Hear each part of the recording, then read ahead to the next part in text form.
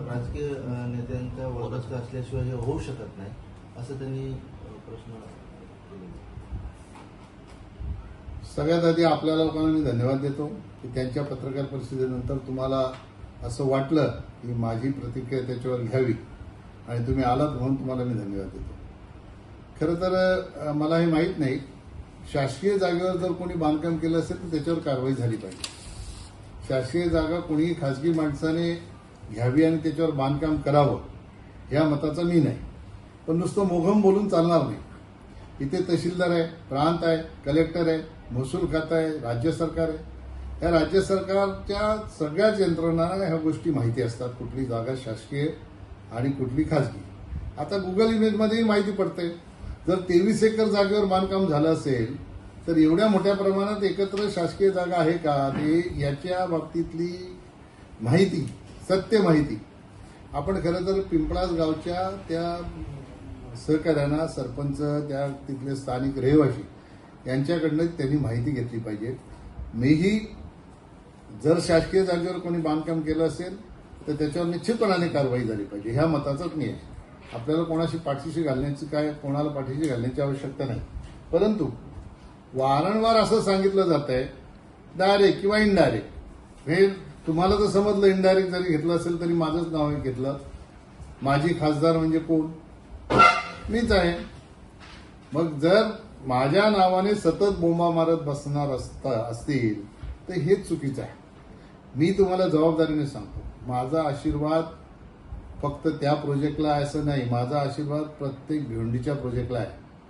माझा आशीर्वाद प्रत्येक शेतकऱ्याच्या प्रोजेक्टला आहे. का आहे तर हे काही डेव्हलपर येतात, त्यांच्याच मालकीचे सगळे गोडाऊन नसतात. गोडाऊन शेतकऱ्याच्याही मालकीचे असतात. आणि 2007ला MMRD आली तेव्हा यांचा राजकीय क्षेत्रात जन्म पण नव्हता. तेव्हा मी जिल्हा परिषदेला पदाधिकारी होतो. तेव्हापासून बैठका घेतलेत. सरपंच, ग्रामपंचायत सदस्य यांच्या सगळ्यांच्या जिल्हा परिषदेला बैठका घेऊन MMRDचे फायदे तोटे त्यावेळेला सगळ्या सरपंचांना समजून सांगितलेले आहेत. आणि 2007ला MMRD आल्यानंतर 7 वर्षापर्यंत मागच्या काँग्रेसच्या सरकारने काही केलं नाही. म्हणून देवेंद्रजी मुख्यमंत्री झाल्यानंतर 31 डिसेंबर 2014ला त्यांच्याकडनं पहिला DP प्लान आपण पब्लिश करून घेतला. त्याचं श्रेय देवेंद्रजींचं आहे. आणि खऱ्या अर्थाने तेव्हापासून MMRDच्या कामाला सुरुवात झाली. आता 7 वर्ष जर MMRD तर ऍक्टिव्हच नव्हती तर साहजिकच शेतकरी, व्यापारी आपला धंदा बंद ठेवू शकत नाही. आणि म्हणून अनेक लोकांनी ग्रामपंचायतीच्या परवानग्या घेऊन बांधकामं केलेली आहेत. हे राज्य सरकारला माहीत आहे. आपण बघितलं असेल तर सन्माननीय मुख्यमंत्र्यांनी विधानसभेमध्ये प्रश्नाच्या उत्तरामध्ये सांगितलं गोडाऊनची ही आवश्यकता आहे. भिवंडीला गोडाऊनचं मोठं हब त्यांना करायचं आहे, इंटरनॅशनल हब करायचं आहे. त्याच्यासाठी अनधिकृत बनवावी ह्या मताचं मीही नाही. परंतु एक प्राप्त परिस्थितीमध्ये सगळ्या डेव्हलपरना, सगळ्या शेतकऱ्यांना आपल्या रोजीरोटीचा व्यवसाय म्हणून हे गोडाऊन अनधिकृत करावे लागले.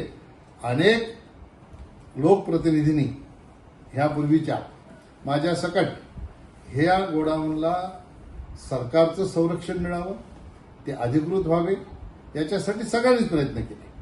त्या काळातले माझ्या आधीचे खासदार असतील, मी असेन, सगळे आमदार असतील, सगळ्यांनी प्रयत्न केले. तर त्याच्यात यश आलं नाही. हे पहिलं उदाहरण आहे. लोकप्रतिनिधी हे अनधिकृत असेल तर अधिकृत करा असं सरकारला सांगते. हे पहिलं उदाहरण आहे की हे तोडून टाका असं सांगा. बरं मला आता सांगा, हे तोडून टाकत तुम्हाला एक मी बाईट दाखवतो, ती तुम्ही बघा. यांचीच बाईट आहे. त्या बाईटमध्ये ते असं बोलतात की माझी महाविकास आघाडीचा उमेदवार म्हणून जाहीर झाली उमेदवारी आणि लगेच मला MMRDची नोटीस आली आणि मला MMRDची नोटीस आल्यामुळे मी कोर्टातून जाऊन स्टे घेतलाय. कोण सांगताय? हेच महोदय सांगतात. अरे कोर्टातून तुम्ही तुमच्या प्रोजेक्टला स्टे घेतला याचा अर्थ तुम्ही अनधिकृत बनवलंय ना. मग आधी स्वतःचं पाडा की मग लोकांचं पाडायला सांगा. आणि त्याच्यात खोटं काय? जनतेची दिशाभूल कशी करायची की माझी उमेदवारी जाहीर झाली म्हणून केलं. कोर्टाची पिटिशन बघा, कोर्टामध्ये जे दाखल केलेलं आहे स्टेसाठी अर्ज 5 जानेवारी 2024. किती? 5 जानेवारी 2024. कोर्टाने इंट्रीम स्थगिती दिलेली आहे 6 जानेवारी 2024. तेव्हा हे महोदय शिवसेनेत होते. उमेदवारी जाहीर होण्याचा प्रश्नच नव्हता. उमेदवारी जाहीर झाली 17 एप्रिलला, 4 एप्रिलला. 4 एप्रिलला उमेदवारी जाहीर झाली आणि ती बाईट किती तारखेची आहे? 7 एप्रिलची. म्हणजे 7 एप्रिलला महोदय ऍडव्हान्समध्ये सांगतात. कोर्टाने त्यांना जी स्टे दिलाय ते 6 जानेवारीला आहे. 7 एप्रिलच्या नंतरचं स्टे असेल तर दाखवावं. म्हणजे तिकडेही खोटं. जनतेची दिशाभूल करायची की मी महाविकास आघाडीमध्ये उमेदवारी घेतली म्हणून मला त्रास देतात, सरकारला दोष द्यायचा. अरे हे काय आहे? लोकांची किती दिशाभूल करणार? आणि प्रत्येक वेळेला असं खोटं नाटक जनतेच्या समोर आणून तुम्ही काय बोलणी फिसकटल्यामुळे अशा प्रकारे करतात की काय आपल्याला समजत नाही. मग हे सगळं धादांत खोटं जे वक्तव्य आहे ते बरं मला तुम्हाला जरा सूचना करायची आहे. तुम्ही जर यांच्या बातम्या जर दाखवल्या ना नीट तर कदाचित माझं नाव घेणार नाही. मला असं वाटतं पत्रकार तुम्ही माझं नाव घेतल्याशिवाय त्याच्या बातम्या दाखवत नाही म्हणून सारखं माझं नाव घेत राहत. म्हणून सत्य जे असेल ते केलं पाहिजे. तुम्हाला पत्रकारांनी ही प्रश्न विचारले पाहिजे. जे प्रश्न आपण हातात घेतो की नाही. सुरुवातीला टोरेंटचा घेतला, कॉलर उडवून सांगितलं गुलाल माझ्या अंगावरचा जाण्याच्या आधी टोरेंट घालवणार. काय झालं टोरेंटचं? आता विचारलं तर पाहिजे काय झालं टोरेंटचं. आता त्यांचा 27ला अग्रीमेंट संपणार तेव्हा जाणार हे तर दुनियेला माहित आहे. याच्यासाठी तुमची काय गरज आहे? तुम्ही सांगण्याची गरज काय? पण 27ला जाणार याची गॅरंटी काय?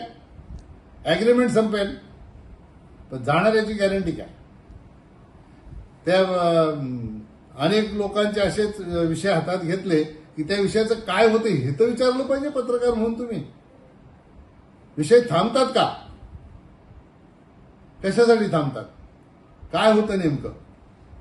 हा प्रश्न विचारला पाहिजे. मी आज तुम्हाला धन्यवाद याच्यासाठी दिले की चला आपली बाजू जी आहे उगीच कोणाला असं वाटायला नको की माझ्या आशीर्वादाने 23 एकर जागेवर सरकारी जागेवर बांधकाम झालेलं आहे. बरं त्या गावाशी माझा काही संबंध पण नाही. माझं गाव पण नाही, पिंपळाच गाव आहे. माझा काही संबंध नाही त्या गावाशी. काय झालं काय नाही त्याची चौकशी महसूल खात्याने निश्चितपणाने करा. मी आपल्या माध्यमातून महसूल मंत्र्यांना, जिल्हाधिकाऱ्यांना विनंती करतो की जे काही वक्तव्य त्यांनी केलेलं आहे त्या वक्तव्याची चौकशी झाली पाहिजे. 23 एकर जागा जर शासकीय कोणी अशी लाटत असेल ना त्याच्यावर 100% कारवाई झाली पाहिजे. मग त्यांनी पुरावे शासनाला त्याचे दिले पाहिजे.